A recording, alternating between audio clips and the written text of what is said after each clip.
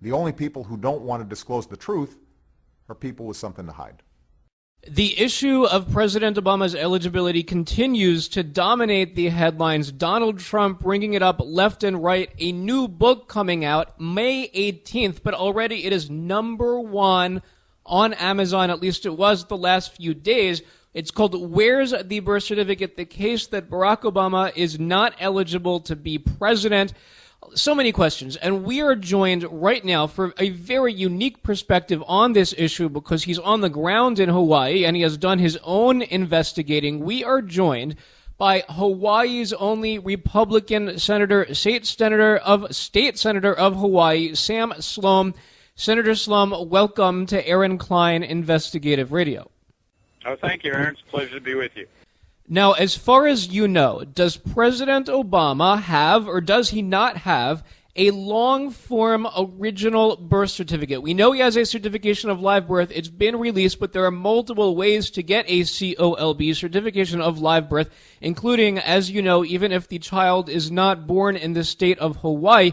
So from what you have found, does Obama have a long-form birth certificate with the hospital signed by doctors? Does he have the long-form certificate? Well, since I haven't seen it, since apparently only one person here, admits to seeing it, that's the former state health director, Dr. Fukino, my belief is that, in fact, it does exist, that it is there. And it's interesting to me, Aaron, how this thing keeps cropping up. Actually, the issue had subsided a great deal until our current governor, Neil Abercrombie, who had spent 20 years in the U.S. House, he got elected back in November, and in December made a statement off the cuff about, how silly this birther situation was, or the challenges, because he was there at the birth. Well, what he meant was he was here in Hawaii. He wasn't actually in the hospital room. But that reignited it. And then, of course, Donald Trump's statements the other day, and he called out Governor Abercrombie. And then, of course, Governor Abercrombie has answered back that Donald Trump is nothing more than a multiple bankrupt individual.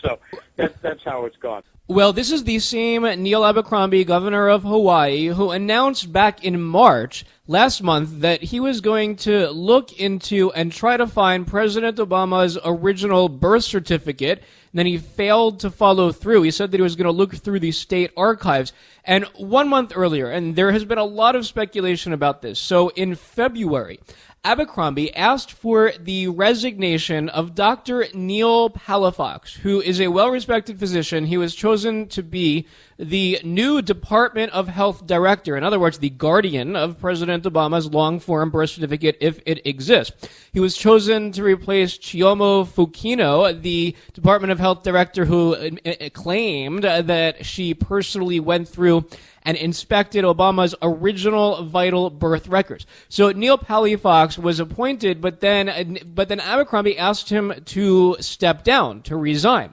And there's been speculation that perhaps the firing was somehow related to the issue of President Obama's eligibility.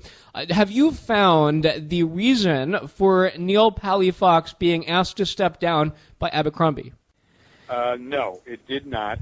I did meet with Dr. Palafox prior to his scheduled confirmation hearing, and I can tell you exactly what the issues were involved because I wrote the governor about them. Mm-hmm. The issues had to do with, I think he was a very highly qualified individual. He had been on the faculty and still is at the University of Hawaii John A. Burns Medical School as a teaching faculty member. I met with him. I spoke to him for about 45 minutes. What really happened in that issue was that he was already an interim director on the job and started making waves by trying to reorganize the unruly and dysfunctional State Department of Health. Mm-hmm. And along the way, he had fired two individuals. Those two individuals, one of whom had been very controversial, had served in a number of other positions with other state government departments for a number of years, took it upon himself to release information indicating falsely that Dr. Palafox, in fact, was under federal investigation for Medicaid and Medicare fraud. I stress that that was absolutely false, but it was good enough to have the governor call Dr. Palafax and have him withdraw from the position. But I talked to him even after that withdrawal to see if it had anything to do with the birth certificate.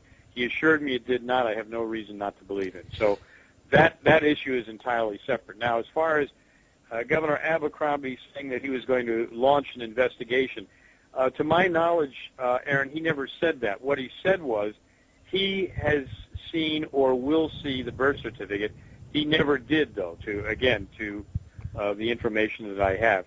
He did make it sound, though, that it was so easy that he could do it. Now, our state law restricts the release of that information to either the individual or to somebody in the immediate family or to somebody that has a compelling interest. Well, one would think that the voters would have a compelling interest. Well, here's the thing, actually, because that is the state law, but the Dr. Fucino, the former health director, the director of the Department of Health, who at the time, 2009, released a statement saying that she has seen the vital records maintained in the Hawaii Department of Health, and she can certify that Obama is a natural-born citizen. But she was just on MSNBC last week, and she basically claimed that nobody can ever get to the original birth certificate. And then somebody from the Hawaii Attorney General's office indeed certified to MSNBC that even the President of the United States cannot have his original birth certificate released or a copy of his original birth certificate. Is this accurate? Is that true, that Hawaii law does not allow somebody to make a photocopy of the original birth certificate, as far as you know? As far as I know, yes, that is correct, other than if the person, the individual, himself or herself, both acknowledges it and authorizes it. Well, no, the Attorney General and also Dr. Fucino told MSNBC that even the person themselves, even the President of the United States himself, he cannot have his own birth certificate released, that they don't do that anymore, or that they don't even photocopy the birth certificate. That's true. I didn't hear the statements on MSNBC, but I do not believe that part is true. Now, another part of the controversy here is the hospital, the birth hospital of President Obama, because there was one hospital, Kapiolani Medical Center, that in January 2009 released what was purportedly a letter by President Obama on White House stationery declaring that Kapiolani, once and for all, this place is President Obama's original birth hospital. But then there was some controversy because WorldNetDaily.com analyzed the Obama letter, found the letter as published by the hospital was actually a computer-created likeness, apparently, and since then we're trying to find out exactly where this letter is. And there were some reports that you tried to get your hands on this letter from President Obama at Kapiolani. Were you able to eventually find it? Well, we found what anybody else can find and nothing more. My staff did that, and we were in contact with both the marketing director and the fundraising director for the hospital. Let me just give you a little bit of additional background. It's true that the letter was delivered in 2009 to the hospital because Kapiolani Children's and Women's Medical Center was celebrating its 100th anniversary. And it was supposed to be a letter from the president. It was delivered by then Congressman, now Governor, Neil Abercrombie. The hospital made a big deal about it, saying that they're really proud about this, they're going to put it on display and everything else.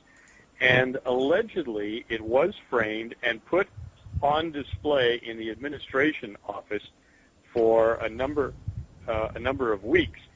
I was then told by someone who is reliable from the hospital that several people tried to steal the letter. So the current resting place is in the executive offices. It is not shown anywhere. It is not available to anywhere. But if you go online to Kapiolani's site, as my staffer did, what you'll find buried in a magazine that Kapiolani puts out, 2009, they will show you a copy, what purports to be a copy of the letter. The thing is about 4 inches high, so unless you've got excellent eyesight, you're going to have a difficulty in reading it. and determining whether it's an actual letter, whether it's a digitized copy or whatever. So are you able to say with certainty which hospital, as far as you have found, which hospital President Obama was born in? Well, my belief is he was born at Kapiolani. I take a little different take on this. And in full disclosure, as I've mentioned to people before, including WorldNet Daily, I lived in the same building with President Obama when he was a teenager and when he was going to Punahou School here. It was the Punahou Circle rental apartments, and those apartments actually are about a block away from Kapiolani Hospital. I lived in that building for 17 years. I was there before him, during his time there, and after him. I worked with his grandmother, the one that he actually threw under the bus 2 days before the election, before she died. Madeline Dunham. I worked with her at Bank of Hawaii. I knew his grandfather, Stanley Dunham, who is buried in Punchbowl National Cemetery with my father. So I'm aware of that. And my particular point of view is, and why I haven't identified myself as a birther, per se, is that he probably was born there, and that the real issue is not the birth certificate, but what's on the birth certificate. Right. So what do you think could be on the birth certificate that he would lead him to hide it? Well, it could have to do with what his name is on the birth certificate, who is actually listed as his father, the citizenship of the father. In the old days here in Hawaii, they put racial extraction of mother and father on the birth certificate. It was very extremely detailed, and I can tell you one of my sons was actually born at Kapiolani Hospital in 1966. So I'm familiar with the institution, familiar with where he lived, familiar with the school he went to and all that. And as I say, my belief is that there is a birth certificate. He was born here, but that there is information that for reasons known only to him, he doesn't want released. If it were just the birth certificate, Aaron, that would be one thing. But it's his school record. Right.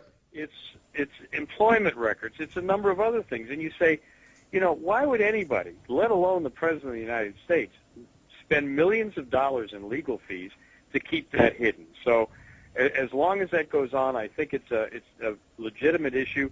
And I'm very disturbed when people, I see talking heads on TV or on radio interview, and they say, "Oh, you're just asking because it's racist. You're racist, racial oriented." No, it's not. It's something that every person running for public office, and by the way, any employee, any employer, anybody getting a driver's license, they have to produce that evidence. So, that's where we are right now, and it's not going to die. The president long ago could have released that information. It would have been over. I know the Democrat National Committee, they have something on their website which purports to be a copy of it, but they really don't have a copy of the long form. Senator Sen Slom of Hawaii, thank you for being here on WABC Radio. My pleasure, and we'll continue on the hunt. Absolutely. Thank you. The only people who don't want to disclose the truth are people with something to hide.